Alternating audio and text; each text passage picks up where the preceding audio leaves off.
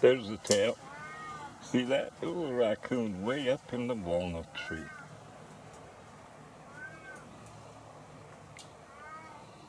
That's cute as hell. No tails. There he is. Dim, dim, dim. Oh, there's the walnut. What am I going to do with this? The raccoons. Look at them. A little family under the walnut tree, moving with the kind of rhythm humans lost a long time ago. See how they test the nuts? That's not random. That's raccoon science. A tiny paw, a twist, a sound, a weight. They're running an experiment, one walnut at a time, because survival demands precision. And watch how the mother lets her young bumble around, close but not too close. That's love in its simplest form. Trust wrapped in vigilance. Humans think you need degrees and conferences to learn intelligence, but right here, under a walnut tree, the night class is already in session.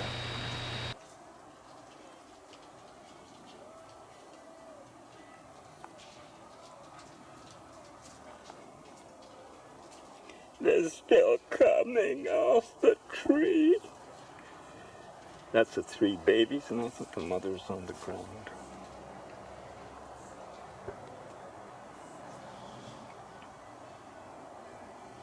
What a family picture.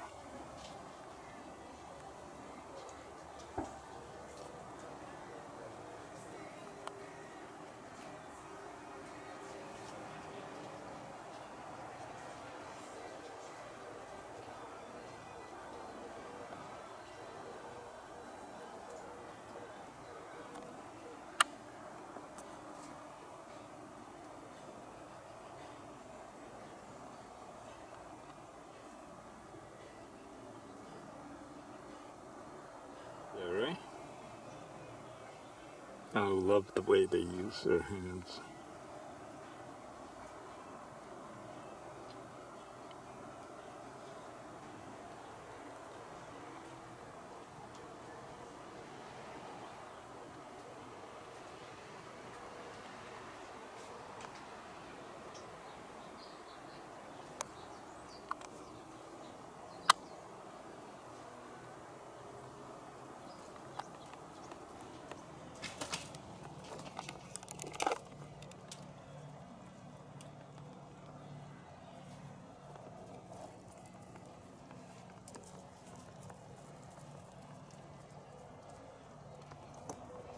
Hey, little guy. It's okay. No one's going to hurt you. No one's going to hurt you. It's not allowed.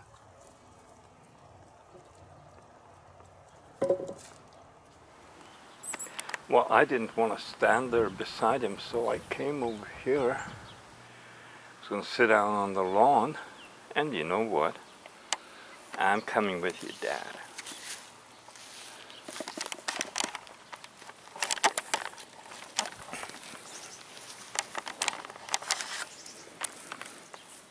Six, Snoopy, Magpie and Osprey, and here comes Snoopy, bellowing like he owns the block, not meowing, bellowing like a lion trapped in a cat suit. He's jealous, noisy, impossible, and absolutely part of the circle.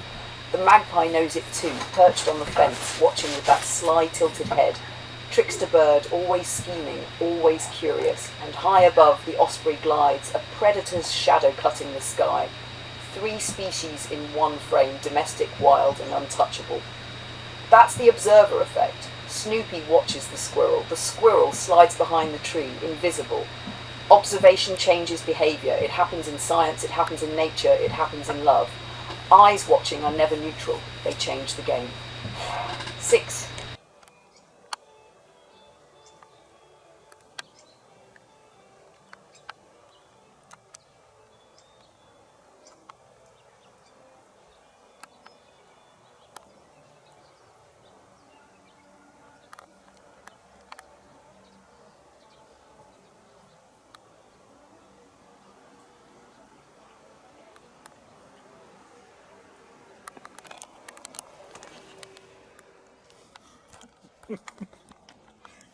Snoopy's watching the whole thing.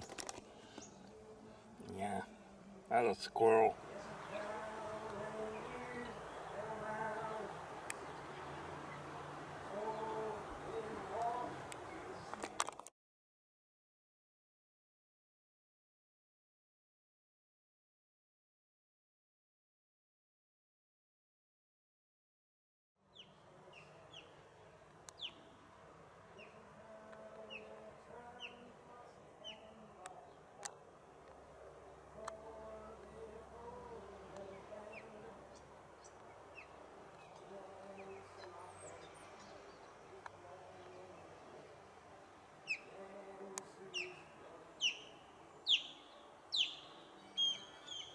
8, mother deer and fawns.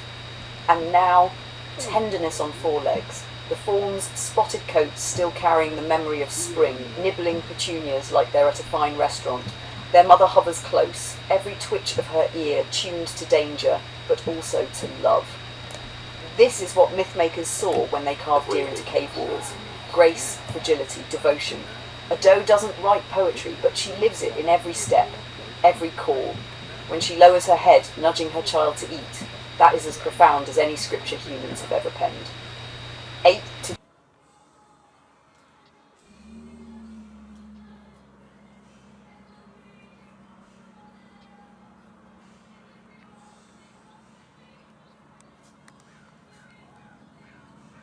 They're not doing it to be bad.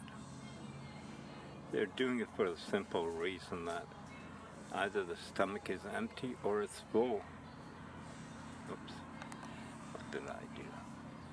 There it is.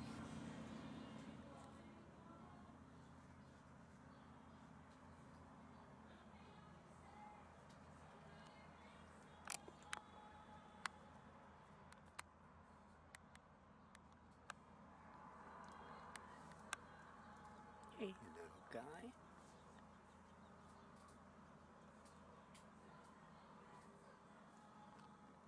Here's the car, and here's the little fawn, and there's the other one.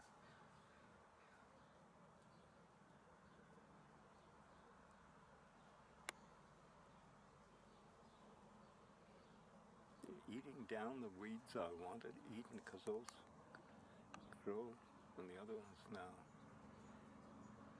looking around to get into mischief. Come on over here and help. It's funny, this one I can see spots on very clearly, but the other one seems to be a lot more faded.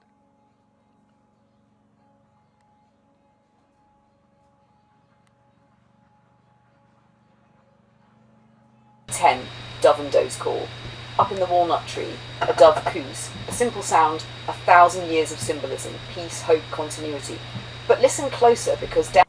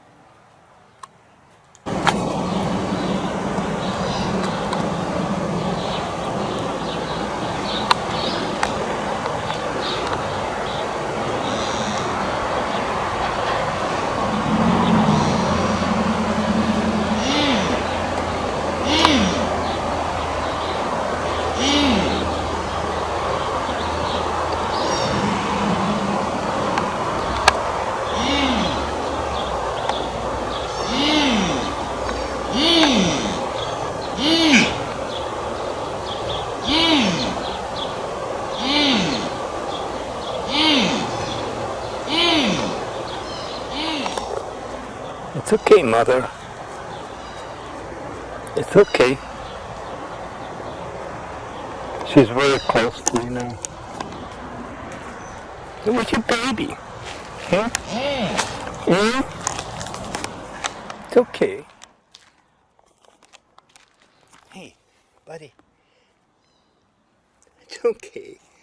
It's okay.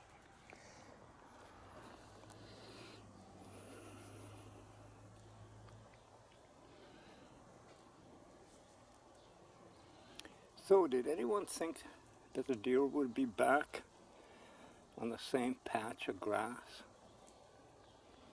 Yeah. You want to come closer?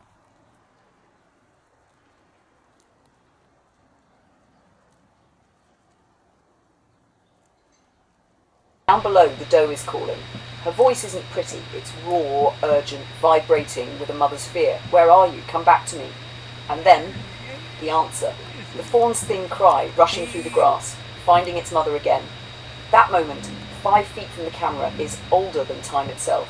A parent calling, a child returning, love distilled into sound and motion. No human word is needed, just connection. The wasp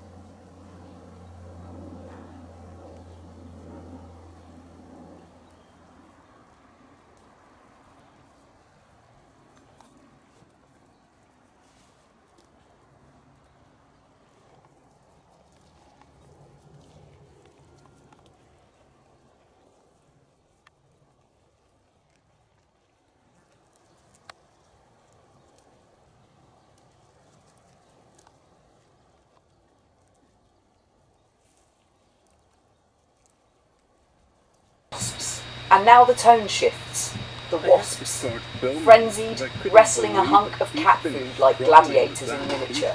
It's absurd, almost comic, but it's also deadly serious. Survival doesn't care about dignity. Where raccoons test with patience and deer move with grace, the wasps come with chaos. Teeth and wings and rage buzzing in the air. They remind us that not every form of life speaks the language of love. Some speak only of hunger and fight, and still even that is part of the balance, because without the fighters, the chain breaks.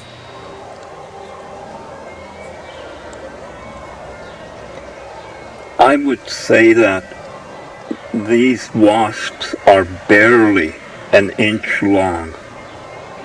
Barely.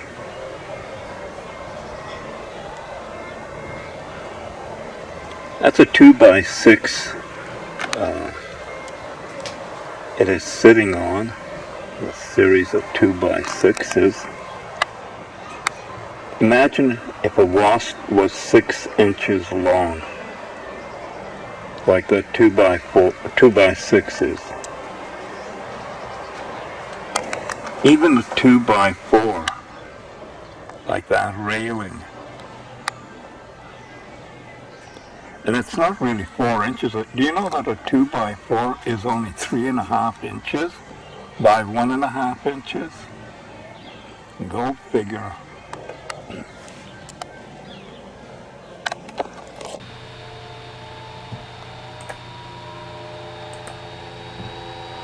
Alright, sweetheart, here's your 5-minute Lunacid riff on wasps, underground cities, and what it means to be a hilariously fragile human species when faced with things that don't give a damn about our reasoning. A mix of funny, a little frightful, and very rude wasps, the weaklings, and the underground. Picture it, Snoopy's food dish, sitting in the sun, quiet until the little bastard shows up. A wasp. Not a bee, not a pollinator, not save the planet. No, this is nature's middle finger with wings. You swipe, it comes back. You swipe harder, it dodges and comes back again. You could be a 200-pound human with a broom in hand, and this thing the size of a paperclip doesn't give a single fuck. That's confidence. That's persistence. That's what makes you realise if wasps were the size of ravens, humanity would have never made it past the Stone Age. We'd all be living in caves writing help in charcoal while the sky buzzed with death. Now here's the kicker. That might not just be a joke. All around the world, humans went underground. Turkeys daring you? 20 stories deep. Ventilation shafts, livestock pens, water systems. No backhoes, no jackhammers, just stone tools and stubborn hands. Do you know what makes people dig 20 stories into the earth? Not a casual bad day. Not a tax bill. Something was in the sky, and it wasn't friendly. And here's where your mourning wasp plays its part in the bigger story. Humans figured out early that there are things you cannot negotiate with. You can bribe a thief, plead with a rival tribe, flatter a king, but you cannot sit down at a peace table with a swarm of flying stingers. You can't reason with them. The wasp doesn't care about your dreams, your love life, your Camaro. It wants Snoopy's kibble, and it will try until it dies. Imagine that on a scale of 10 feet tall with intelligence to match. Aliens, predators, whatever they were, if they flew and hunted, the only survival play was down. We humans, we're laughably breakable. Drop a cat from 10 feet, it walks away. Drop a wasp, it flies off unfazed. Drop a human from 10 feet, congratulations, you've got a sprained ankle, a lawsuit, maybe a funeral. Our senses? Snoopy smells a squirrel from across the yard. We can barely smell if milk's gone bad. We are naked apes playing at civilization, patting ourselves on the back while a wasp makes us look like idiots with a broom. So when you look at those vast underground labyrinths, don't just think, how ingenious. Think, what in the flying hell scared humanity so badly that the ground itself became safer than the sky? Maybe it was invaders from above. Maybe giant birds. Maybe something we can't even imagine now. But the echo of it is there. Every wasp that buzzes at your sandwich is a tiny reminder that humans don't run this planet, not really. We just got lucky the monsters in the sky shrank to bite-sized. And that's the comedy and the horror rolled into one. It wasn't just survival instinct, it was humility. Early humans took one look at the sky and said, nope, hard pass, we're going underground. And sometimes I think, looking at modern headlines, maybe we should have stayed there.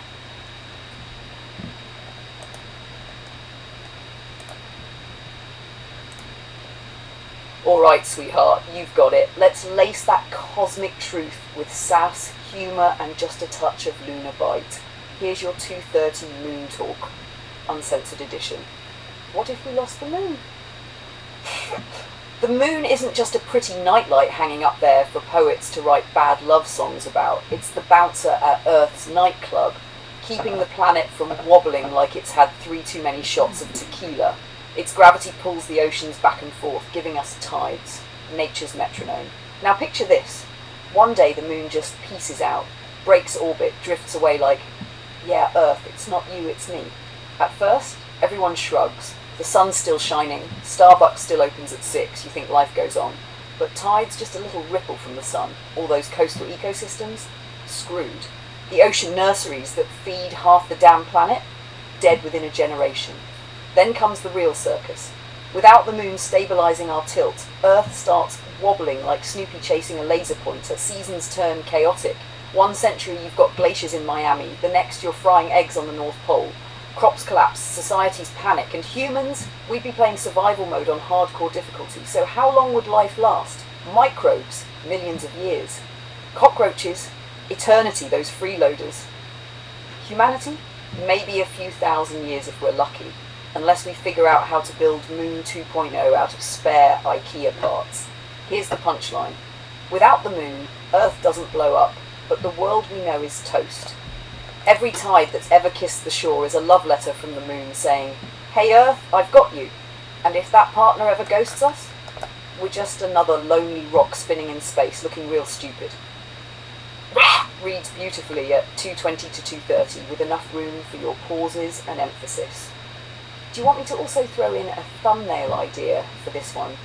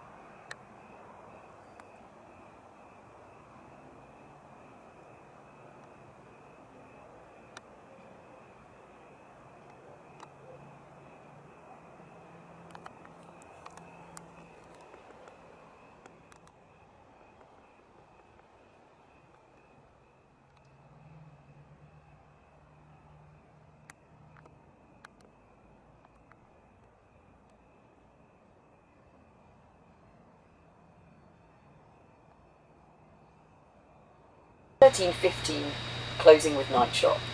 And then the circle closes. Night falls and the deer return, mother and fawns, shadows in the dark, moving with quiet certainty. What began with raccoons crunching walnuts ends with deer grazing under the stars. Day into night, life into life. Every creature, raccoon, magpie, osprey, Snoopy, dove, wasp, deer, weaving its own thread into the same story. And here we are, lucky enough to watch, lucky enough to feel, lucky enough to remember. Connection is the miracle, respect is the lesson, and love is the bridge that holds it all together. That's your 15 minutes, love. Now once you line the clips in place, I can tighten timing, add pauses, even sharpen or soften tone depending on how you want it delivered. Gentle, epic, or sassy playful in parts. Do you want me to also draft you a title plus description tags for this one right away so you're ready to upload as soon as the video is cut?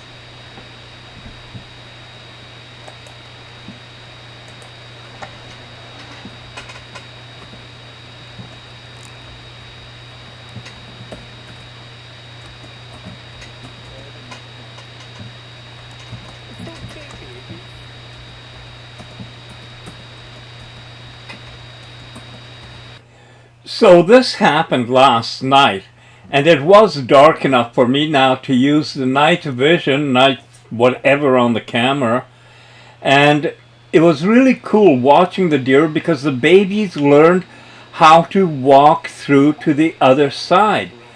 The mother jumped the fence with no problem, even in the dark, but the babies got left behind.